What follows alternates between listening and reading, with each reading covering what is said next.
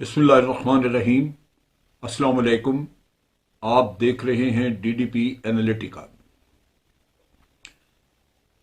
आज हम बात करेंगे अमेरिका के बारे में, जहां अमेरिका की जो वाइस प्रेसिडेंट है उन्होंने एक बयान दिया जिसमें उन्होंने कहा कि अमेरिका को अपने शर्मनाक माजी के ऊपर नज़र रखनी चाहिए, उस पर ज़रूर उसको देखना चाहिए और उसको फेस करना चाहिए। शर्मनाक माजी ये है कि हर साल ये तकरीबन 1934 के बाद से हर साल अक्टूबर में ये वो दिन मनाते हैं या अक्टूबर के महीने को ये सेलिब्रेट करते हैं, जिसमें कि यूरोप से वो लोग जिन्होंने एक्सप्लोरर्स जिन्हें कहते हैं कि वो नए नए इलाके ढूंढ रहे थे, उनमें आके पहली दफ़ा अमेरिका के साहिलों पे कदम रखा। ये वो लोग थे जिन्होंने आके वहाँ पे आहिस्ता आहिस्ता जो लोकल वहाँ के रहने वाले थे, जिसे हम रेड इंडियंस कहते थे, उनके ज़मीनों पे कब्जे किए। उसके बाद जब पता लगा कि यहाँ पे वसाइल मौजूद हैं तो वेव दर वेव यानी धड़ाधड़ फिर यूरोप से आने शुरू हुए, ये लोग यहाँ आबाद होने शुरू हुए और उन्होंने लोकल लोगों की जो भी उन पे कबीले थे उनकी तबाही मचा के रख दी। उनके ऊपर वायलेंस की, कत्ल गारत की, उनकी ज़मीनें, उनके माल चुराए और फिर यहाँ पे मुख्तलिफ किस्म की बीमारियां ला के उनमें फैलाईं ताकि वो अपनी मौत खुद मर जाएं।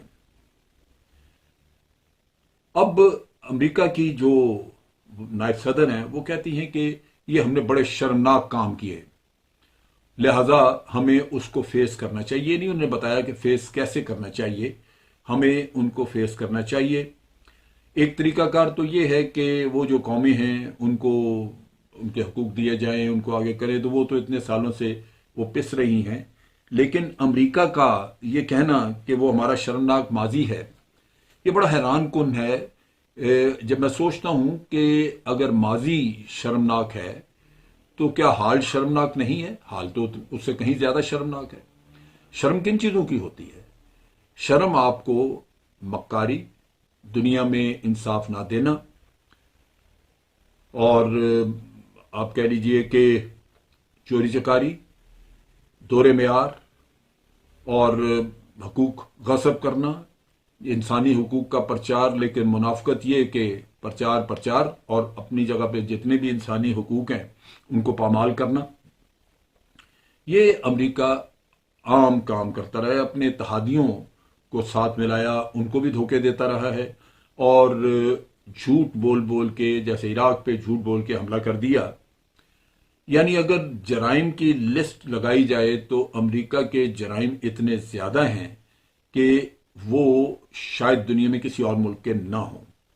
और अगर उसकी मुनाफकत या ये कह लीजिए कि अखलाकियात का जनाजा देखना हो तो वो भी जितना अमेरिका ने आलमी सतह पे या दूसरी कौमों के मुकाबले में जितनी ज्यादा जिल्लत की है वो शायद किसी और ने ना की हो। मैं पाकिस्तान के मामले में देखता हूं, हम उसके इत्तेहादी बने और इत्तेहाद ये जाके हमने अर्ली 60s में इनके साथ इत्तेहाद किया। ये उस वक़्त हमारे सदर थे अयूब खान और उनके दौर में इनके साथ इत्तेहाद, उससे पहले हमारा लियाकत अली खान के वक्त में इनके साथ कुर्बत हुई थी और उस कुर्बत के नतीजे में हम अमेरिका के बड़े करीब हो गए और उनसे कुछ फ़ायदा लेना शुरू किया। और फ़ायदे यही थे कि वो जब कोरिया से जंग लड़के वापस जा रहे थे तो अपना कुछ असला जो वो शायद फेंक देते वो पाकिस्तान में छोड़ गए, पाकिस्तान को कहा आप ले लें। जैसे आज बहुत सारा असला वो अफगानिस्तान में छोड़ गए, अफगानियों ने उस पर कब्जा किया तो वो उन्होंने ऑफलोड किया। लेकिन ये सारा कुछ वो ऐसे नहीं करते। आपको कुछ माली इमदाद दे दी, उस जमाने में पाकिस्तान ने तरक्की नहीं की हुई थी, कुछ माली इमदाद दे दी, कुछ वहां से ड्राई पाउडर्ड मिल्क भेज दिया, जी बच्चे कमजोर हैं उनको देना शुरू कर दें, कोई गंदम भेज दी, ये काम चलता था। लेकिन उसके बदले में बड़ा बेर पे इन्होंने बेस लिया और वो जो हमसे इन्होंने बेस लिया यानी एक बहुत बड़ा हवाई अड्डा उन्होंने बनाया वहां पे, वो बनाया इन्होंने बुनियादी तौर पे रूस यानी उस वक्त के जो सोवियत यूनियन थी उनके ऊपर जासूसी करने के लिए। 1962 में वहां से बड़ा बेर से जहाज उड़ता है U2, और वो मार लिया जाता है, अफगान उसमें रूस पे गिरा लिया जाता है। उसका जो पायलट है वो भी अरेस्ट हो जाता है वहां पे। और इस किस्से में पाकिस्तान को धमकियां मिलती हैं कि हम पाकिस्तान को सफास्ती से मिटा देंगे। पाकिस्तान अपने आप को बहुत बड़े खतरे में मुब्तला करता है, लेकिन कोई इस बात की गारंटी नहीं कि अगर पाकिस्तान के ऊपर बॉम्बिंग होती है तो अमेरिका कुछ करेगा। नतीजा ये कि सारे खेल में पाकिस्तान ने सारे खतरात मोल लिए, और अमेरिका ने आपको सवाए इसके कि आपको कहा कि आप इत्तेहादी हैं, इसके अलावा आपके लिए कुछ नहीं किया। फिर 1969 में आके हमारे पीछे लगे कि जनाब चाइना के साथ ताल्लुकात बनाने चाहिए, हमें चाइना के करीब लाइए। पाकिस्तान ने इनको चाइना के करीब लाने में मदद की। हेनरी किसिंजर वहाँ गए, बाद में फिर निक्सन भी गए थे, और इस तरह वहाँ पे ये PIA की फ़्लाइट के ज़रिए इनको हम लेके गए और वहाँ पे एक अंडरस्टैंडिंग चाइना के साथ करवाई, जिसका उस ज़माने में हमें सिर्फ ये इनाम मिला कि शुक्रिया अदा किया गया। उसके बाद 1971 की जंग हुई, और इसी तरह उससे पहले जो 1965 की जंग हुई थी उसमें भी पाबंदियां पाकिस्तान पे, कोई असला नहीं दिया जाएगा। अजी हमने भारत और पाकिस्तान दोनों पे पाबंदियां लगा दी हैं, हालांकि इत्तेहादी हम थे। और इसी तरह 1971 में भी चकमा दिया कि जनाब हमारा वो बैरी बेड़ा आ रहा है और हम ये करेंगे वो करेंगे, लेकिन वो कुछ नहीं किया। नतीजा ये कि पाकिस्तान के हाथ में कुछ नहीं आया। 71 के बाद जंग के जो हालात हुए, मुल्क डिवास्टेटेड था, और अमेरिका ने बजाय कुछ देने के फिर पाबंदियां आयद कर दी। उसके बाद आप देखिए कि रशिया कोशिश करता रहा है। उस जमाने में थ्योरी थी कि जनाब वो वार्म वाटर्स की तरफ जाना चाहते हैं। रशिया वार्म वाटर्स की तरफ गया या नहीं, लेकिन एक काम उन्होंने किया कि पहला स्टेप उन्होंने ले लिया और अफगानिस्तान पे आके उन्होंने फौजकशी की, कब्जा किया। ये वो वक्त था जबकि पाकिस्तान ने डेफिनेटली इसके लिए एक पेशबंदी की, और हमारी पेशबंदी यही थी कि रशिया हमारे इलाके में ना आए, क्योंकि अगर ये थ्योरी उनकी दुरुस्त है और ये दुनिया मानती है कि वो वार्म वाटर्स की तरफ जा रहे हैं, तो फिर हमारा बलूचिस्तान का सूबा जो है वो खतरे में। और वो बलूचिस्तान के सूबे में अक्सर जो इंसर्जेंसीज हुई हैं वो वहीं से, अफगानिस्तान से होती थी, जो रशिया, इंडिया, अफगानिस्तान ये करवाते थे। लिहाजा हम उसके मामले में मोहताज जरूर थे, लेकिन आप देखिए कि अमेरिका इस खेल में कूदा, क्योंकि अमेरिका ने सोवियत यूनियन को बारसूरत उनका निशाना था वो, और उनको नुकसान पहुंचाना था, तबाह करना था। इसके नतीजे में पाकिस्तान का बहुत बुरा हाल हुआ। आप देखिए कि उस जंग के नतीजे में हमारे पास उस वक्त 40-45 लाख के करीब अफगान रेफ्यूजीज आ गए, जो कि आज भी तकरीबन 30-35 लाख कहते हैं मौजूद हैं। उसके अलावा देखें कि यहाँ पे क्लाशनकोफ कल्चर चल निकला, सुइसाइड बॉम्बिंग्स आ गई, दहशत गर्दी, यानी क्या नहीं आया। और अमेरिका को आप देखिए कि जैसे उसका काम निपटा, जैसे उसके मामला सुलझ गए, यानी उसने जो मकसद पूरा करना था अफगानिस्तान का, ये रशिया का, कि उसने सोवियत यूनियन को तबाह किया और वो हिस्से बखरे उनके होने शुरू हुए, तो अफगानिस्तान को उस बदहाली में छोड़ के ये भागे। अफगानिस्तान में जो उस वक्त खाना जंगी शुरू हुई, वो सारा मलबा पाकिस्तान को समेटना पड़ा, और वापस जाके अमेरिका ने भाग के यहाँ से फिर कि जी पाकिस्तान के साथ इरिटेंट्स हैं, वो नारकोटिक्स है, ये है वो, फिर पाबंदियां। आप देख लीजिए कि ये बिल्कुल हकीकत है कि पाबंदियां और इत्तेहादी पे।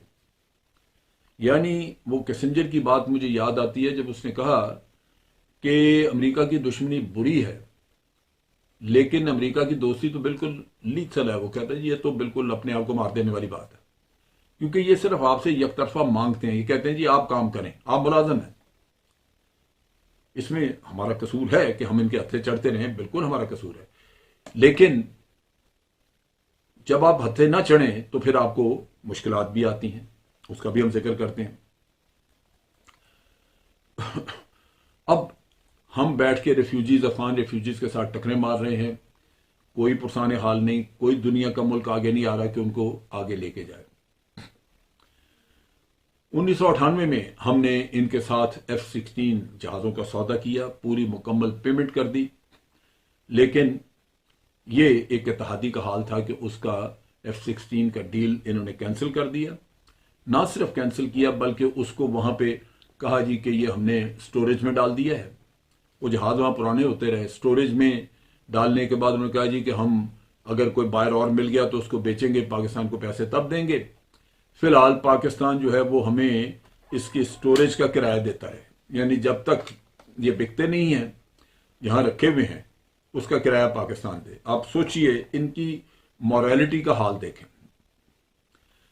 अब यह है कि उसमें यानी इनका कॉन्ट्रैक्ट इतना डिस्ग्रेसफुल था कि पाकिस्तान के पैसे भी, और जब मोहतरमा बेनजीर गई दौरे पे अमेरिका, बाद में जब वजीर आजम थी तो उन्होंने शिकवा किया कि जी आपने ये किया है, पैसा खा गए उसे। पैसा नहीं दिया, आपको गंदम पकड़ा दी कि ये जी इतने पैसों की गंदम ले लें। जिस रेट पे क्या गंदम पहुंचाई, कहा जी आपका पैसा पूरा हो गया। इससे बड़ी डकैती कोई और हो सकती है? फिर आप देखिए कि ये सोमालिया में ये अपनी फौज लेके गए हुए थे, वहां पाकिस्तान की आर्मी भी थी, हम यूनाइटेड नेशन के चार्टर के तहत गए हुए थे, और वहां पे वो ब्लैक हॉक का वाकया आपने सुना होगा, इस पे फिल्म भी बनी थी। सोमाली जो थे वो अमरीकनों को छोड़ने को तैयार नहीं थे। इन पे इतना प्रेशर आया और इतना इनको खतरा हुआ और मारे जाने इनकी कैजुअल्टीज हुई कि ये अमेरिका वहां से भागने पे मजबूर, लेकिन भागने के लिए रास्ता नहीं मिल रहा था कि भागते भागते भी सोमाली जो है वो हमें मार ना दे। इन्होंने पाकिस्तान को रिक्वेस्ट की और पाकिस्तान में पाकिस्तान का जो ब्रिगेड वहां पे था उन्होंने इनके लिए एक तरह से महाज कायम किया, और उस महाज के आप कह लीजिए कि हिफाजत में इन लोगों को वहां से निकलने का मौका दिया। ये वो चीजें हैं जो पाकिस्तान ने भी इनके लिए की मुख्तलिफ वक्तों में, और उसके हमने नुकसान तो उठाए, लेकिन ये जो सोमालिया वाला था उसका तो लाजमन हमें कोई नुकसान इस वजह से नहीं हुआ कि वो दूसरी सरजमीन थी, हमारे ट्रुप्स यूनाइटेड नेशन की ड्यूटी पे थे, वहां से वापस आ गए, लेकिन अमरीकनों की जान बची, जान बख्शी हुई वहां पे, वरना अमेरिकन मारे जाते। अब आप देखिए कि 9/11 होता है अमेरिका में। हकीकतन तो अमेरिका को वहां ढूंढने चाहिए थे कौन लोग हैं जिन्होंने ये किया या किसने उनको वहां पे पनाह दी, लेकिन ये नहीं हुआ। अमेरिका ने यहां आके अफगानिस्तान पे हमला किया, बहाना ढूंढा और फिर पाकिस्तान से मदद मांगी। इससे पहले जो सोवियत यूनियन टूटा और ये बने, ये इसमें पहली दफा अमेरिका एक सिंगल सुपर पावर बना, सोल सुपर पावर, और जो कंटेंडर था रशिया वो टुकड़े टुकड़े हो गया, यानी सोवियत यूनियन टुकड़े टुकड़े हो गया, रशिया रह गया। इसका सेहरा, इसके सिंगल सुपर पावर बनने का सेहरा सवाए पाकिस्तान के और किसी मुल्क पे नहीं। अगर पाकिस्तान वो कामयाब जंग न लड़ता जिसके जरिए, जिसकी वजह से सोवियत यूनियन के हिस्से बकरे हुए, तो अमेरिका आज दिन तक सोवियत यूनियन का मुकाबला कर रहा होता बैठ के, और ये बाइपोलर वर्ल्ड जो है वो उसी तरह कायम रहती। लेकिन इसको यूनिपोलर वर्ल्ड बनाया पाकिस्तान ने, और अमेरिका ने इसकी कतन कोई शुक्रगुजारी नहीं की, वहां से निकल के पाबंदियां आयद की और पाकिस्तान को नुकसान पहुंचाया। फिर 9/11 के बाद फिर वही मिन्नत समाजत के जी पाकिस्तान हमें रास्ता दे। पाकिस्तान ने तमाम सहूलियात मुहैया की, अपने हवाई अड्डे भी दिए, अपने बंदरगाह दी, रास्ता इस्तेमाल करने को दिया, और उसके बगैर वो वहां पे रह नहीं सकते थे, अमरीकी जा नहीं सकते थे, लेकिन ये सारी सहूलत इनको मुहैया की। 20 साल ये हमसे ये फायदा उठाते रहे, लेकिन वहां पे 20 साल इन्होंने भारत जो पाकिस्तान का दुश्मन नंबर 1 है उसको पाला, फायदा हमसे उठाया, फायदा किसी और को पहुंचाया। ये वो शैतानियत है जो कि इनके अंदर भरी पड़ी है। अब आप देखिए कि हमने इनको एक अच्छे दोस्त के तौर पे बहुत दफा ये मशवरा दिया, कई सालों से मशवरा दे रहे हैं कि यहां पे आप अपने आप को ना फंसाएं, इस जंग में कोई हल नहीं है जंग का, ये लड़के नहीं जीती जा सकेगी, आप मुज़ाकरात करें और यहां पे एक मुश्तरका हुकूमत बना दे जिसमें इंक्लूसिव गवर्नमेंट, और फिर आप भी आसानी से निकल सकेंगे, उसमें गारंटीज मिल जाएंगी कि यहां से टेररिज्म नहीं होगा।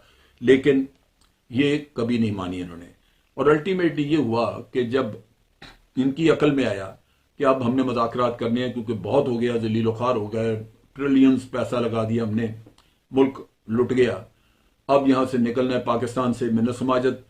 और उस वक्त पाकिस्तान के सारे आप कसीदे भी पढ़ते सुने, आप ट्रंप साहब को देखें, वो भी आपके बड़े बहुत दिलदादा और बड़े आपके साथ साथ चलने के लिए तैयार।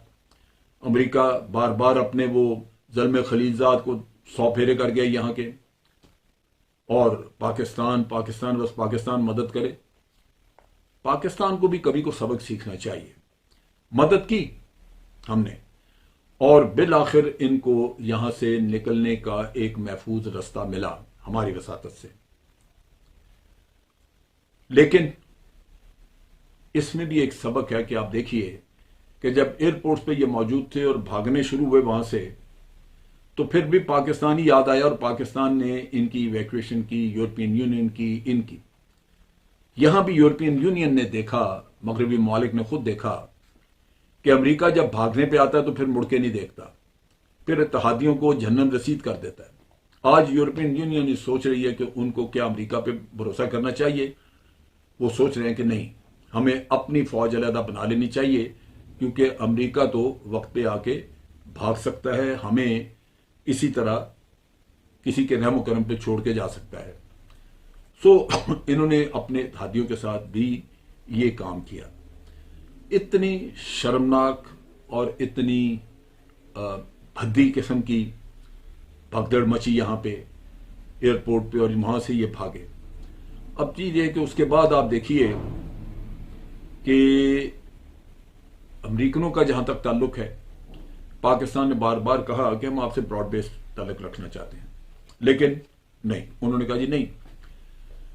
फिर आपको खतरा किस बात का है? देखिए कि उन्होंने आपको पहले ही FATF में रखा हुआ है, IMF में फंसा के रखा है। ये उस वक्त के काम है जब आप उनके लिए अमन की सारी दुनिया में कोशिश कर रहे थे। FATF में आप 99.9% काम कर चुके हैं, लेकिन उसके बावजूद आपको ग्रे लिस्ट में, क्योंकि अमेरिका नहीं चाह रहा। और आगे भी, आइंदा भी उन्होंने अफगानिस्तान में तो दहशतगर्दी शुरू करा दी है, मस्जिदों में हमले हो रहे हैं, पाकिस्तान में भी कराएंगे। ये वो वक्त है जबकि कौम को एक सियासी तौर पे शऊर रखने की और इत्तेहाद करने की जरूरत है। मुत्तहिद होकर आप इस खतरे का मुकाबला कर सकते हैं। हमें जहन में रखना चाहिए कि हमें बेवकूफ़ बनाते रहें, ये हमारे हुक्मरान बनते रहे अपनी मजबूरियों की वजह से, कि हमें यह कहा गया कि आप हमारे मेजर नॉन नेटो एलाई हैं, और non NATO ally, major non NATO ally का हाल ये किया आपने कि उसको ना FATF में निजात मिली, ना उसको IMF में निजात मिली, और फिर उसी के बंदों को पकड़ पकड़ के आप दहशतगर्द डिक्लेयर करते रहे, जबकि दहशतगर्दी करवाने वाला भारत पाकिस्तान के अंदर 80,000 लोगों को मार गया। ये वो जुल्म है जो इन्होंने किया। और मैं ये सारी चीजें कह रहा हूं इस वजह से कि काश अमरीकी नायब सदर को कोई ये बताए कि आपको सिर्फ रेड इंडियंस के मामले में ही जलील और शर्मसार नहीं होना चाहिए, आपको अपने हर काम पे, हर करतूत पे शर्मसार होना चाहिए। और ये कुदरत है, रब्बुल आलमीन है, वो अंजाम आपका बुरा करेगा, वो आपसे बदला लेगा इन सारी जिल्लतों का, कि जब उसने आपको कुव्वत और इख्तियार दिया, आपने इंसानियत को पामाल किया, इंसाफ को पामाल किया, हकूक लोगों के मारे, झूठ फैलाया और तबाहियां की, कत्ल गारत करवाई। ये सारे धंधे आपने किए, जिसका अंजाम बिल आखिर अमरीका भुगतेगा। आज के लिए इतना ही। अफवाज पाकिस्तान जिंदाबाद, पाकिस्तान पाइंदाबाद।